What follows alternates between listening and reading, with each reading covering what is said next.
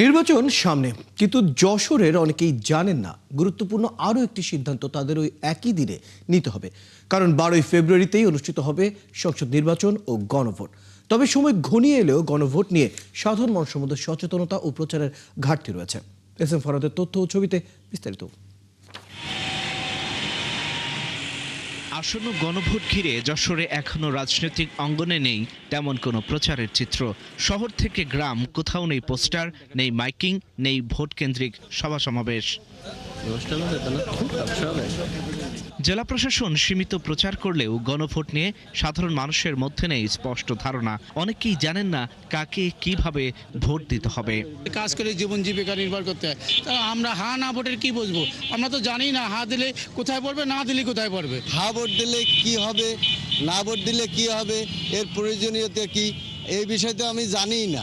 Niacinamide ও salicylic সমৃদ্ধ lily face wash যা ফেসের ডেড স্কিন সেল দূর করে দেয় দ্বিগুণ ফাস্টার ব্রাইটেনিং। তবে সচেতন মহলের মতে গণভোট সফল করতে হলে এখনই প্রয়োজন ব্যাপক প্রচার, লিফলেট বিতরণ, উঠান বৈঠক এবং ঘরে ঘরে গিয়ে এবং মাইকিং করে প্রচার করা। সাধারণ মানুষের যে প্রত্যাশা, সেই প্রত্যাশা ধারণ করে এই রাজনৈতিক দলগুলোর এই গণভোট নিয়ে আরও বেশি প্রচারণা দরকার। প্রত্যন্ত অঞ্চলেও গণভোট সম্পর্কে লিফলেট বিতরণ করা বা গণভোট সম্পর্কে উঠান বৈঠক করা, এগুলো অত্যন্ত জরুরি।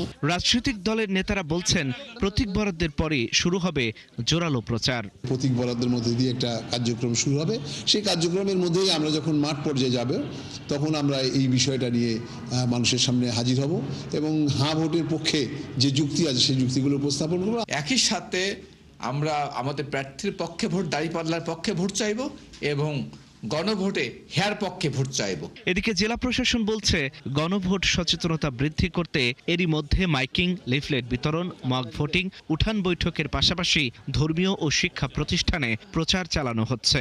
আমাদের ইতিমধ্যে প্রত্যেকটি তথ্য অফিসে উপজেলা ভিত্তিক তাদের শিডিউল দেওয়া আছে, সে মোতাবেক তারা প্রচার করে যাচ্ছে, উঠান বৈঠক করে যাচ্ছে, সড়ক প্রচার করে যাচ্ছে। ইউনোরা কাজ করছেন প্রত্যেক উপজেলাতে। গণভোট সফল করতে হলে রাজনৈতিক দল ও প্রশাসনের সমন্বিত উদ্যোগের বিকল্প নেই, এমনটাই মনে করছেন যশোরের সাধারণ মানুষ। আল ইমরান, ৭১।